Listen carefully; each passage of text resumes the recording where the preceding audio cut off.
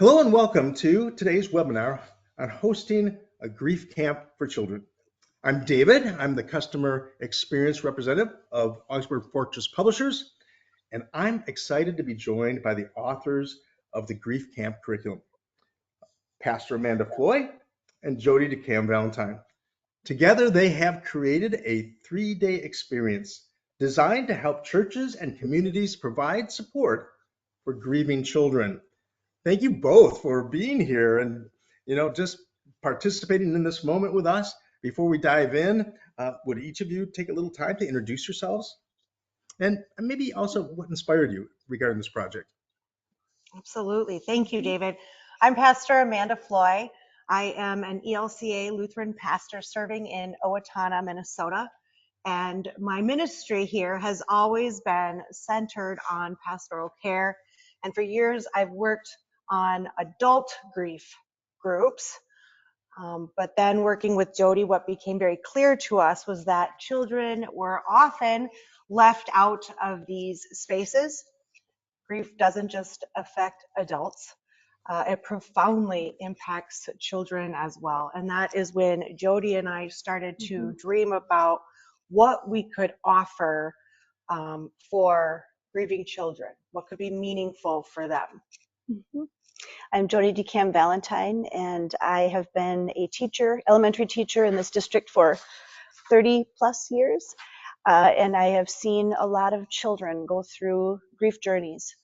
And sometimes the way that they try to express themselves or understand it can be really misunderstood, can be difficult to see, and they need a place that's safe to put their emotions. Also, in my personal grief journey, I wanted to be a part of something for kids that maybe wasn't present when my own children could have used it in the death of their father a decade ago. Well, grief camps aren't something that a church normally offers. So I have to ask you, why did you feel it was important to create a program like this? Grief is universal. And as people of faith, I believe we are called to walk alongside those who are mourning and who are grieving. Children in particular need a space where their grief is acknowledged, where they can ask questions, where they can feel supported in a way that is uniquely designed for where they are in their learning and their growing. Churches already provide community and care, so it just made sense to offer a structured way to do this through a grief camp. And adults often get the support they need through other adults. People bring things over to their homes. They, are present. They're listening to their stories. They're taking care of things. But sometimes the children get forgotten in that mix. And I think sometimes adults are afraid to discuss that topic with children, and they need a safe place to know that they aren't alone and that they can express their feelings among other children that might be going through something similar. The kids are kind of on the sidelines of some of this, aren't they? So let's talk about the camp. Let's go to camp a little bit here. What does a typical day at grief camp look like? We come in, we have people present to greet the kids. Each day is about 2 hours long. We've kind of scheduled it to be about that length of time to keep it moving for kids. We have activities to get them grounded right away, to get acquainted. It might be as simple as just coming in and playing with things on a table and just getting a chance to get to know one another a little bit, figure out what the space looks like. And then we break them into groups and we cover social emotional needs. We cover movement. We cover different tools that can help them through their grief journey. And we kind of wrap it all together with literature and maybe even with music. One of the key projects that we do is the creation of a memory bear. So each child brings in a piece of fabric that has significant meaning for them. Maybe it's a loved one's old shirt, or maybe it's a special blanket. And then with the help of volunteers, they sew that fabric into a little stuffed bear. So it's this tangible reminder of their loved one and a really powerful way for them to process their grief. There's different ways for them to personalize their bear, and then there's always this moment where they get to stuff a little heart into their bear. So that becomes a way while they're sewing for them to talk about, well, why is this fabric important to you? What's significant about it? And that is a natural way for them to introduce the death of their loved one, if that is what they're grieving. That really sounds like a beautiful and significant moment for those kids. But I have to ask you, have there been any surprises along the way, and how you've interacted with kids, and I suppose the way they've opened up to you? I don't know that we expected them to share as much as they did. And it was amazing how quickly that happened, that we got them in a comfortable setting. We started talking about things and suddenly they shared. And that has happened more than once as we have done 2 full grief camps and 1 mini holiday camp. And I think it was just moving to see the way they reacted to others going through something similar. Another surprise was the growth we saw in our volunteers. I don't think we had them in our equation Yeah. in that way, but many of them had their own grief stories, and this camp became a healing space for them as they provided a place of support for the kids. You know, I was going through some of the materials that you have created and supplied to us by way of now Sparkhouse Digital, which is pretty exciting for us to be involved in this project. And so I downloaded some of the resources, and I was hoping that you would walk us through these a little bit because I think they're pretty cool. Absolutely. Yes. What our goal was to provide space for large group each day, and then breakout places where we would do we called it social emotional work, and then the sewing crafting part. So recognizing that children have a short attention span, we wanted to keep things moving. And so that was how we broke up the day. We started together, we broke them up into the groups. They would work on different projects within the social emotional. We talked about the theme of that day, and we broke it into 3 days. The first day was getting to know what grief is. So this may be a brand new word for these children. So just introducing what is grief. What does it mean to grieve? What does it mean to feel that feeling inside when something in your environment, something has changed dramatically? And to start putting some language on that for the kids. And to talk about how grief feels, and where we feel it in our body and how it affects everything. And so just getting them to understand that, grief is, when you experience any loss, it doesn't just have to be a death. We had children whose parents were in the process of divorce. We had some children who were anticipating their grandmother dying. So understanding, or children who were moving, or children whose parents were incarcerated, and seeing grief through those different lenses so that it wasn't always just the death of a loved one, helping them to understand that. So that's the first day, is just what is grief. The second And day, if I could pause just for a moment because I think this is a yeah, really cool resource. All right, so I've pulled up a kind of a take-home sheet for day one, and I think each of these take-home sheets are pretty cool because the parents can really get a sense of what was happening with these kids over this period of time. And as you've said, day one is just kind of defining grief, isn't it? Yep, definitely. We had a craft in there that was kind of personalized to each child. We had what we called grief on a leaf, and they were able to put memories on a leaf that they then added to a tree, something tactile that they could take home and remember their loved one by, or in their difficult situation, they could remember positive things. They had a chance to start cutting out and planning their bear on that first day. We talked about different tools. We kind of built their toolkit for how to deal with their emotions each day. And so there were some different parts that went into their first day toolkit. And that was important. There were little side activities that starting to create a quilt, a memory quilt for their loved one. So lots of different things we were starting to put together that first day.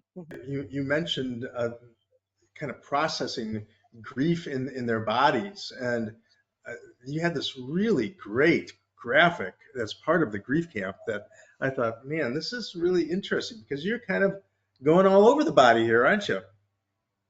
Right.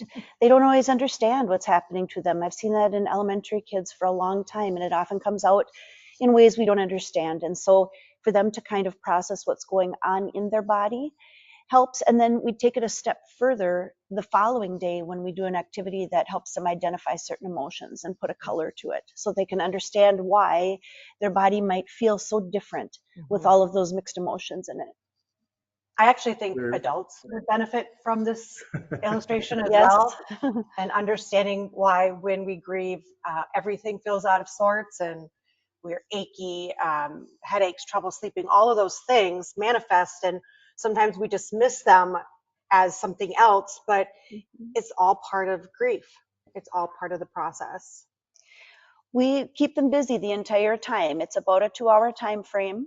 And in that time, we kind of try to guide them in and get them acquainted right away, doing some kind of anchoring activity, something that will help them to get to know the kids around them just a little bit. Even if they're not necessarily conversing, they're doing something, they're parallel playing again, around one another. And then we move into a large group social emotional time. We usually have some literature that connects. During that time, we kind of just talk a little bit more about our feelings and try really hard to identify what is grief. That's the real key of that first day. And then we move into rotations. So one of our rotations is creating what on the first day would be a grief on a leaf. You personalize a tree leaf with leaves, special memories having to do with your loved one or your difficult situation, positive memories you can look back on. And then we move into the cutting out and the planning of the memory bear. And so during that first day, we are busy rotating around in segments and then coming back together at the very end and closing. And throughout the course of that time, we're introducing new tools also that they can use to manage their grief. Our hope is that at the end of the 3 days, they have a physical toolbox that they have been building for ways for them to cope.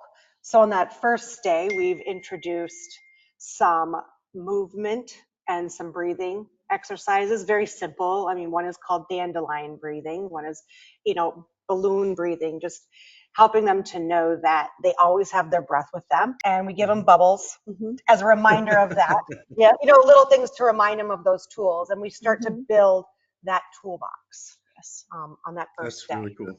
So what happens on day two then? I'm intrigued. Now you've got me hooked. What am I going to do on day two?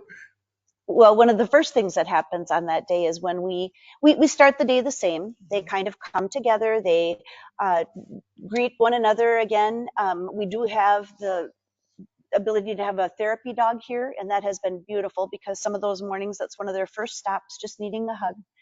Then we move together, and one of the big topics on our second day is creating a mixed emotion jar.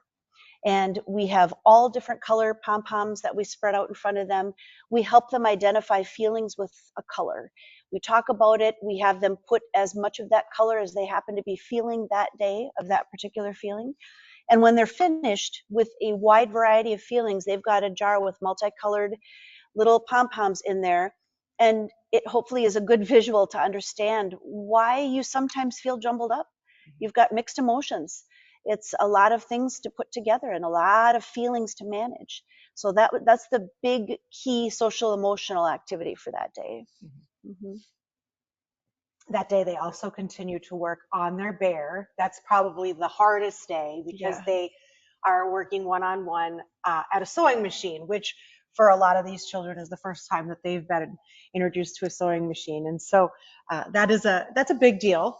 And that takes a lot of time and concentration for them. But what they also get is one-on-one with a volunteer who is just super loving.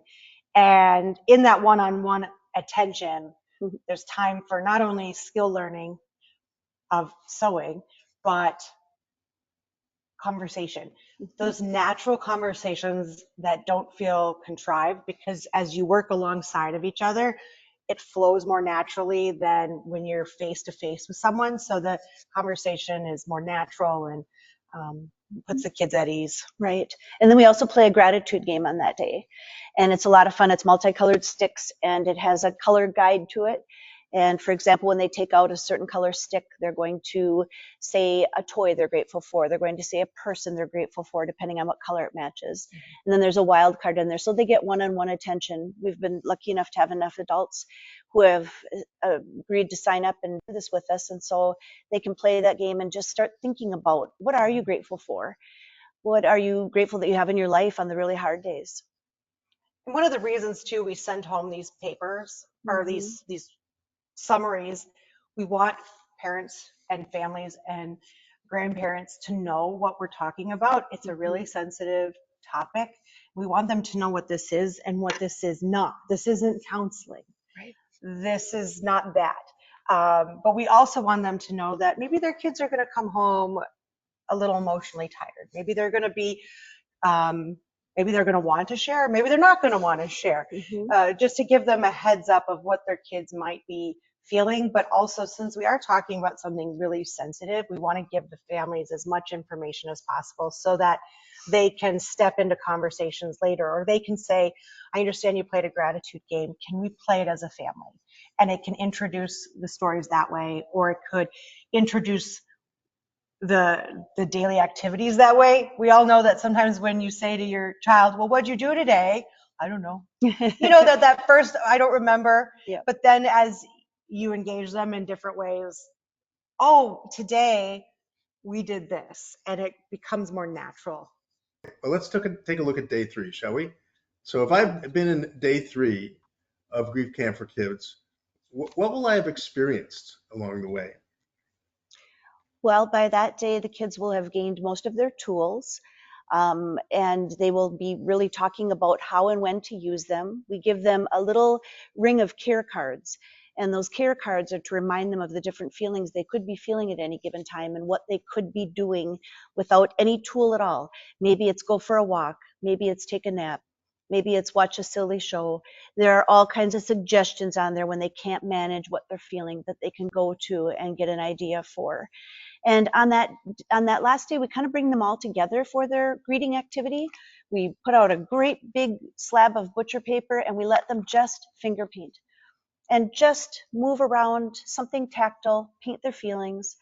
And it really does kind of bring everybody together. So the core of that last day is just getting to know, okay, now I understand grief. What are the tools that I now have in my toolkit to manage that grief?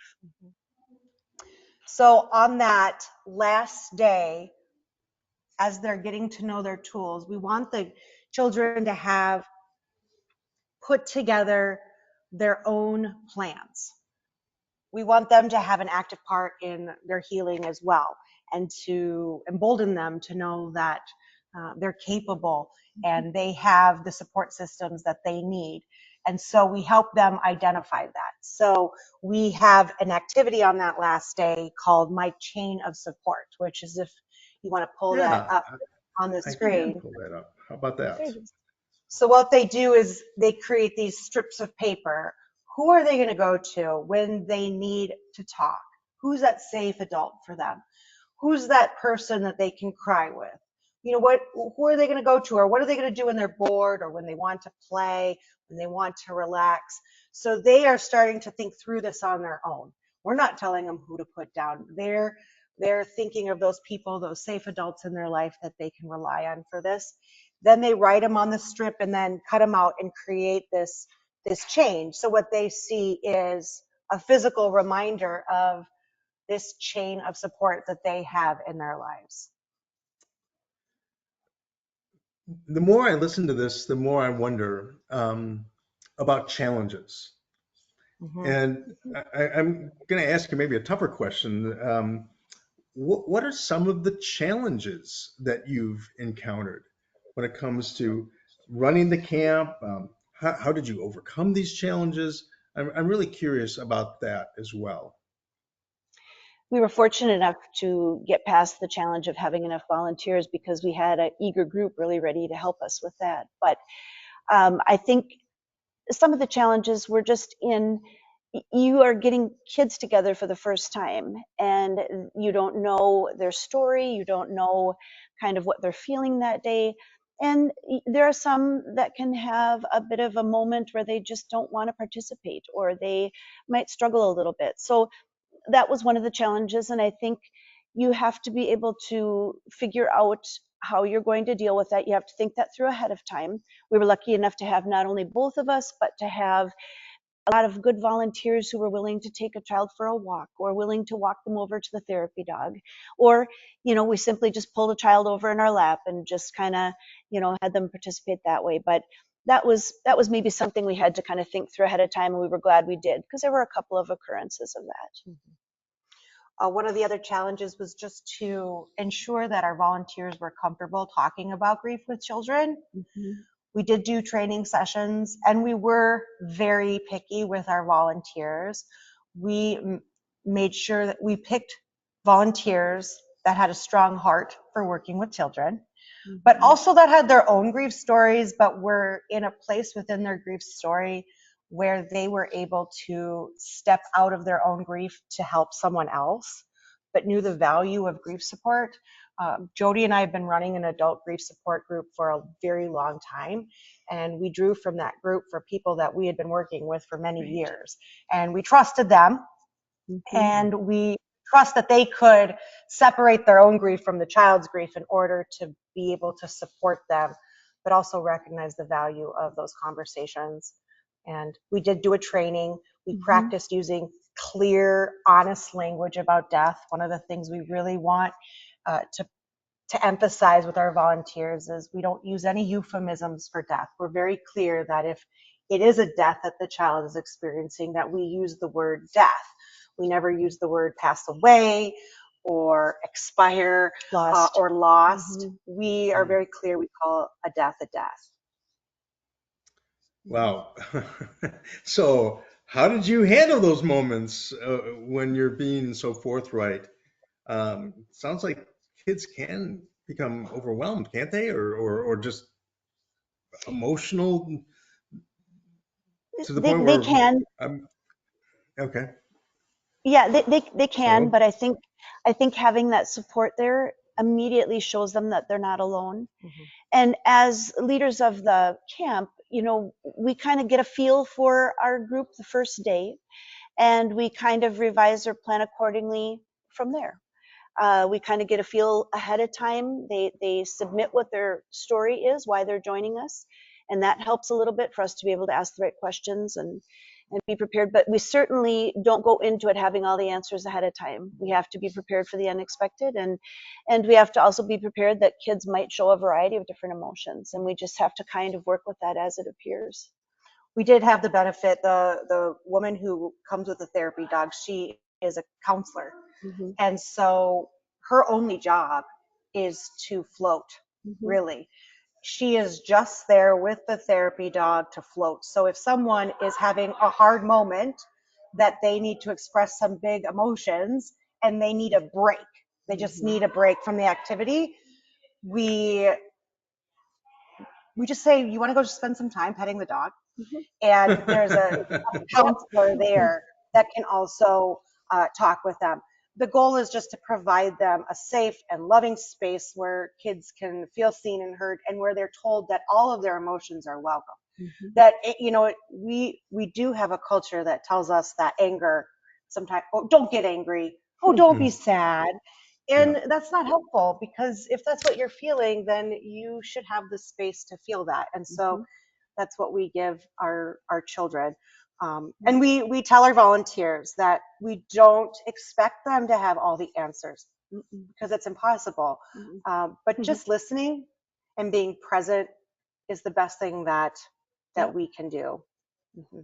And we found that everybody that was a volunteer, we had teachers, grandparents, a counselor, all of these people actually had a lot of experience with children, and the working with children part was easy for them. Well, yeah, I know those difficult moments can appear, and I'm glad to hear that you've been able to work through that with volunteers who really know what they're doing with kids. But I have to say, the materials that you provided go a long way to give people the groundwork to do this. And we're happy to partner with you, Spark House, in making this camp happen via Spark House Digital. And we're happy to kind of release this to the world in a sense. But it's one thing to see it and to look at it, but what would you say to someone who's hesitant to host a grief camp? Maybe because they don't feel qualified to deal with something as significant as grief. Mhm. I think teaming up with the right people. You know, Amanda had the experience with just all of her years of grief work and being a pastor and the different things that she's seen with families, and combined with my classroom experience, we were really able to put things together. I think it's just getting resourceful. There are people out there who I believe would love to do things like this. People hear about our camp and say, you know, is there something I can do? Is there a way I can help? And I think, you know, you just have to go into it with realizing that you aren't going to have all the answers, and really letting people know that it isn't therapy. It's just a place for kids to feel less alone in their struggles. Mhm. And I would say that is how you would measure success. Mhm. You know, there's no strong quantitative way to Yeah. measure success for this grief camp, right? So Yeah. I would think that if we can see the kids leave with new tools, Mm-hmm. with the ability to articulate some of those tools as Right. well, Yes. to have articulated their feelings, Mm-hmm. I would say that that's success. Right. It doesn't matter how many kids you have. We actually really like when the camp is smaller, Mm-hmm. because one of the, we always think that numbers mean better, but in this case, no, we really want almost a one-on-one Right. with volunteers, Mm-hmm. so that the kids aren't overwhelmed, and that they, in the 3 days, they have an Mhm. ability to also bond with their group. Right. And so I would say, yeah, success is not Mhm. measured by numbers, but it's, did the children who came Mhm. feel heard, feel Right. less alone? Right. And also, I mean, to be honest, we do like feedback from families to Yes, that say, what helps. did your kids say when they came home? So Mhm. I would say that some of the success might have been measured too by the fact that parents came to us Right. and gave us what they experienced through their children's eyes Right. on the home front. And we also asked our volunteers for feedback and Mhm. asked them to tell us. But I think one of the best benchmarks that gave us validation that it was successful is when the church secretary said to us, they were walking past me on their way out saying, "You're not alone, and you're not alone," and telling each other that. And it was just a beautiful moment of, okay, they understood why they were here. Mhm. Mhm. That's awesome. So speaking of volunteers, I mean, how did you go about recruiting and training these folks? Mhm. Well, as we said earlier, we did have a lot of them from our drop-in grief support group that happens once a month, and we had brought it up early enough where we were able to kind of find out if we had some interest in there.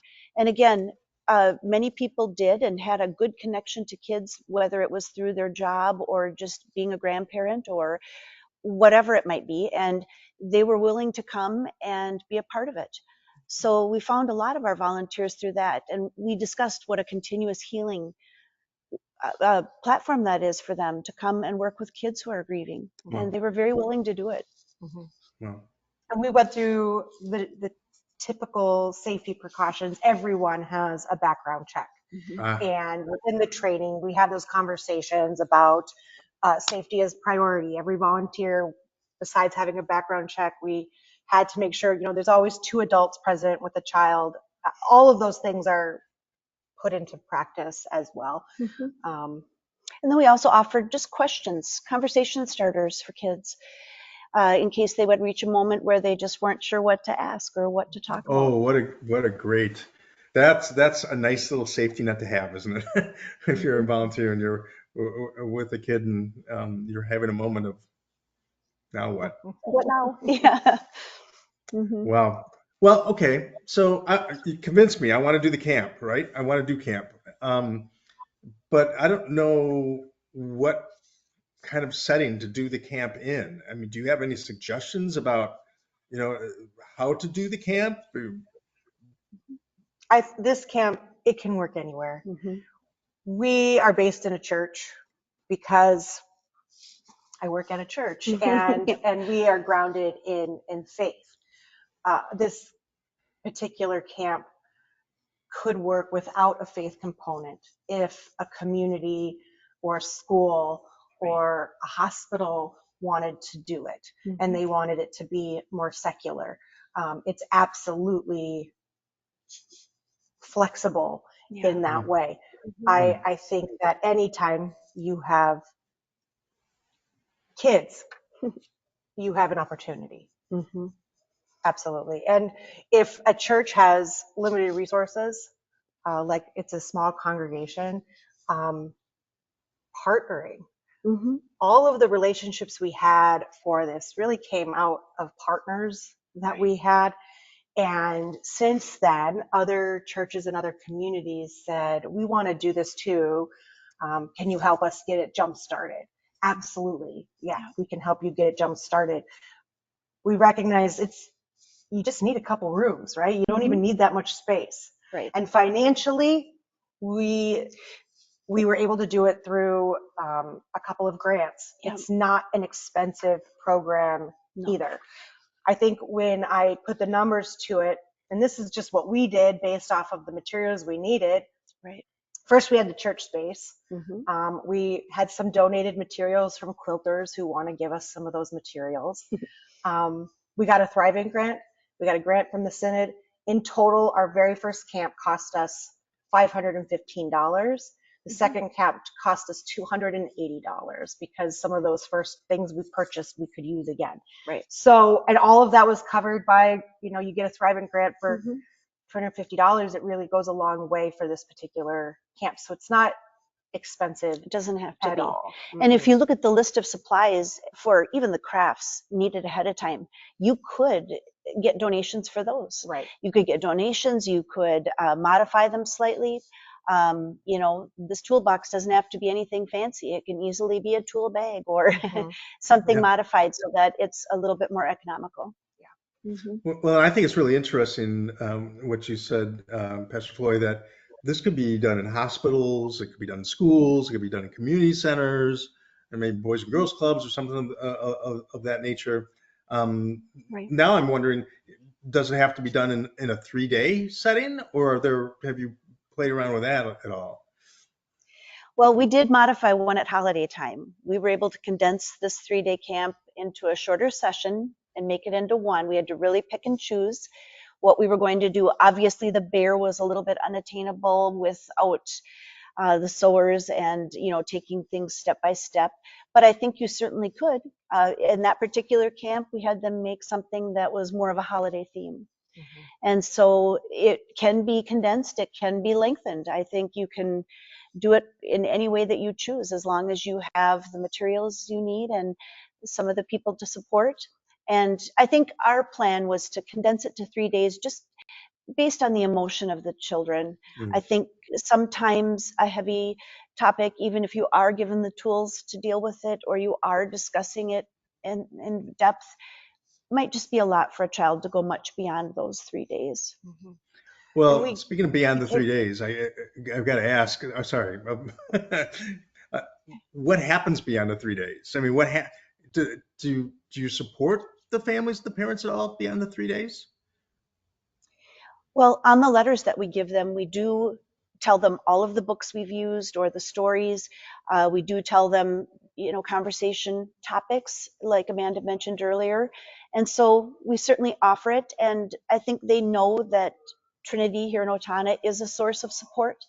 And so they can definitely reach out further for we're always looking for new ways to broaden that and look for support for these children. In terms of follow-up, when we have a new activity, we reach out to all those families as well. So when we did our winter session, which was the one day before holiday, we had some return friends from the summer grief camp. And so in that sense, they had something then that they were able to look forward to for Christmas and follow up in that way. Right. And they were already comfortable. They knew us. They came back and were able to gain some new things. They were about to have a holiday without their loved one. And I think it was Yeah. helpful for them to have That's huge. all of those things discussed again. So we will continue to reach out, and then if they want more, they can have more. If they're done, they're done. It's up to them. Right. How do you promote it? I mean, how do I find out about it if I've got a child that really could use something like this? I mean, what did you do in your community to reach out? We first worked through a network that we had developed a couple years ago. It's the Steele County Waseca Grief Support Network. And so it's a mail server that we put together of all of the churches in town, the public health resources in town. We send it to the clinic, to the hospital, to every counseling center in town, to all the church social workers, the church counselors in town. We send it to the library, we send it even to like Senior Place, which is where our older friends go because their grandparents have children who are grieving. And so we advertised through all of those resources that we work with at the church. We really did. We put it in a lot of different places. I know even at school, I mentioned it to the school social workers, and I didn't need to know names or I didn't need to know context, but I simply put it in front of them and said, should you find anybody who might find this useful, would you please forward this information? Yep. Included all the hospice agencies in town as well. Right. Well, it certainly had an impact, right? I've seen the WCCO segment, a Sunday morning segment on your grief camp, and was highly impressed. In fact, I'm going to take a little bit of time to show that now. Right now, we're going to talk about something we are passionate about on this show, the subject of grief. One southern Minnesota town is approaching grief and loss in a unique way. Owatonna High School has lost a teacher, a student, and the town has dealt with several other unexpected deaths over the past few months. This morning, we're going to take a trip down I-35 to see how the aching town is dealing with their pain and what we can all take away from what they're doing. Owatonna is home to 26,000 people, a place of beauty, and as of late, a place of pain. Welcome back today, friends. There's just have been several tragedies in Owatonna that this community has seen a lot, too much. And so we have a lot of people that have been hurting. You have to kind of come up a little bit close to Trooper because Trooper can't see you, but Trooper can hear you. So Trooper, Superman, is joining his human, a high school counselor, in trying to alleviate some of the local pain. Dogs feel, even Trooper needs tools in his toolbox for his big feelings. She's one of a handful of volunteers who've experienced grief from the front lines. When I was 31, my fiance was killed in a motorcycle accident. Amanda Floyd That we're not alone in our feelings. lost her father and cousin. we're not alone. We're all together here. And We're Jody coming away with Valentine toolkits to help us through that. Lost her husband. I have not been afraid to talk about it. I never wanted my children to ever think that their father disappeared. She wants other kids to talk about their pain too.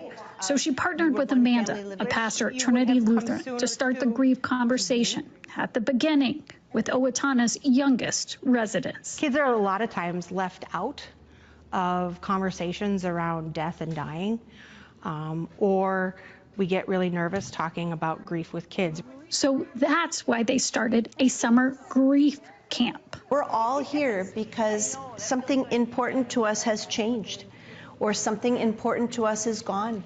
And we're all here for that same reason. So we're not alone, are we? We're not alone. We're all together here. Each camper has a story. The only reason why people come is because if like someone died in your family or you're going through divorce. Kane and Evelyn lost their beloved dad, a beloved farmer, in January. They've been dealing with every emotion in the book. Sad and mad and sometimes lonely. So she's making a bear to help her expressive personality. My nickname is Sassy. You call you sassy? Are you sassy? The students are all using art. What's a good color for happy? Pink. Pink. But as much happy as you're feeling with pink. They're using literature. When sad waves roll in too many too fast, I dive under my bed. They're also using Wow, you're good at them. their body. What do you do when you feel silly? I mean, just sometimes you just gotta dance. Sometimes you just have to like shake it out too. They're so resilient and they're so eager to talk about hard subjects. And I think sometimes we shelter them from these hard things, or we use language to try to soften death. And that doesn't help them. Watch a funny show. So these kids are building skills And you know it, clap your hands. that many adults don't have. Clap your hands. It seems like Owatonna is having the grief conversation on a big scale. We've been forced to. And you could push it aside, or you could walk into the pain. And that's the only way through pain, is to walk through it. What is your goal, your prayer for these kids? I just want them to feel like they are not alone. I want them to feel like there is a way to navigate hard times. We're just filling those boxes, those toolkits. Here you go, sweetie. Because there can be some good in grief. I want these kids to feel like, hey, there's going to be tough times, but these tools will help guide you through, and you will find light on the other side. You will find happiness. In Owatonna, with photojournalist Nick Linneman, Susan Elizabeth Littlefield, WCCO News. Now, the camp organizers say there are two big takeaways for all parents to hear here. When you're talking about grief, use real language when talking about loss. They say, actually say, Grandpa has died. Say those words. They say it's also important to take them to funerals so they can see how communities come together and support each other in times of need. There are also several other grief programs going on at Owatonna, at the high school, at a local coffee shop, and an ongoing ministry through Trinity Lutheran Church. What I was so excited about when it came to watching that clip from WCCO is that Grief Camp really does have an opportunity to help churches reach beyond their walls in significant ways. But when you're dealing outside of your own community, you might be dealing with other communities as well who are in need of the kind of thing that Grief Camp can do. So here's a question. How do you deal with the kind of the cultural sensitivities and the inclusivity sensitivities when it comes to Grief Camp? Well, I think the first thing that we did is, as the kids registered for camp, I made sure to call each of the families and talk with the adult in charge and the person who set them up.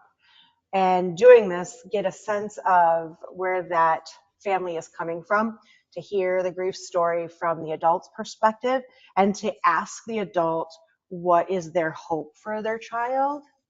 And in that sense, get an idea of how they've already talked about grief in their family, and to find out maybe what things are the sensitivities that I need to be aware of and bring back to the team. Since we are at a church and it is a Christian church, we are coming at it with a faith lens, and the people that are registering recognize that. If we had friends that were from a different faith perspective, we would have to look at how we would do that in a way. It's not, we would absolutely, if that was needed, we would do it. Yep. But everybody who did register for this did know that this particular grief camp was coming from a perspective of faith. And so that particular point was made in that way. Right. And then those conversations with family, they're very telling in terms of some of the sensitivities. And when you ask a parent what their hope is, you can also find where the need is. Yeah, and I think just, should there ever be kids that want to join the camp that have disabilities of any nature or anything that we would need to be sensitive to, we would simply address that as they sign up. Yeah, I think it's kind of one of those things that you just can't know until you encounter it, and that you can just make modifications as needed.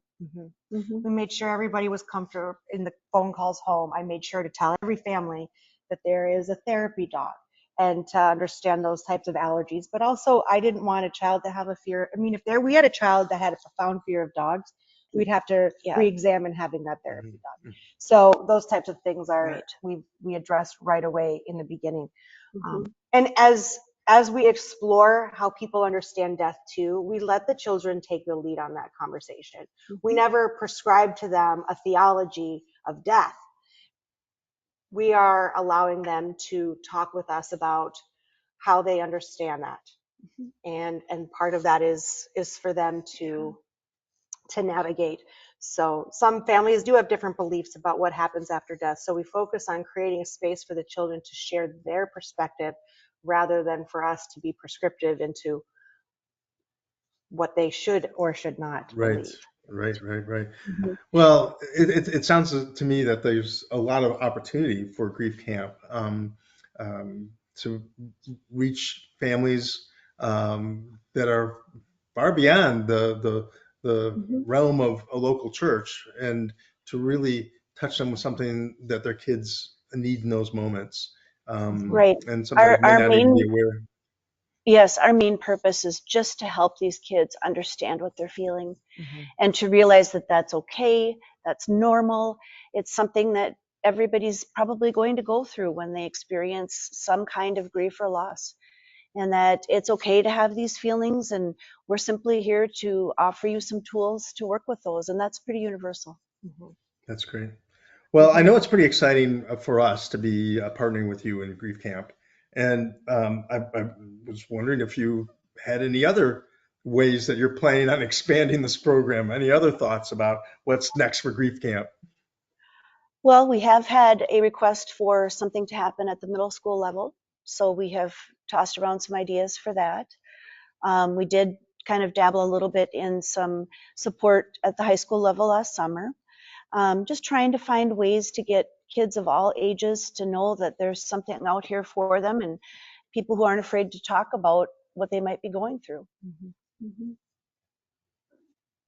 Our Well, goal is not to, our goal is really to just make sure that people know that there is grief support available. Mhm. I remember when Jody and I first started working together, she had commented that this is what she had hoped for her family. And Yes. so um, also letting other churches know that it's not hard to do, and that everybody's fully capable of doing this type of camp. And it's actually a lot of fun and life-giving.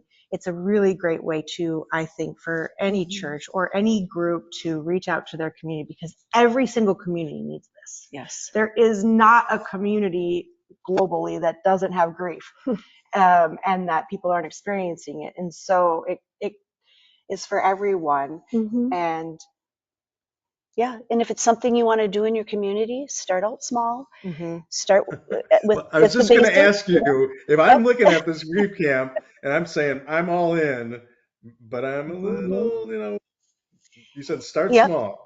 Start small, give it a try. You could even just have it condensed to a smaller Mhm. session if you want to for the first time. But then kind of just find out what's happening. Talk to people, and get resourceful, I think, is the other thing we really did. We got resourceful with people in our community who could help us with this. And people were more than happy to come and speak to these kids and to help us make this happen. Mhm. Well, we are blessed to be a part of that happening here at Spark House. We're pleased to be able to offer Grief Camp as part of our collection of wonderful Spark House digital resources. And I just am so impressed by your vision uh, and your dedication to pulling this off and to making this work, not only for your church and your community, but for many churches and many communities. So thank you both for your work, sincerely. And thank you both for the way you've thoughtfully presented resources that can be used by anybody in a variety of settings. And I think this is a great way for churches to kind of fulfill the promise of the gospel, right? And Jesus says, "Come unto me, all you who are weary and heavy laden, and I will give you rest." And thank you for giving folks rest. Thank you for giving kids rest when they're feeling weary and heavy laden through grief camp. Thank you. Yes, thank you so All the much. best to you and all the best grief camp. Thank you. Thank you.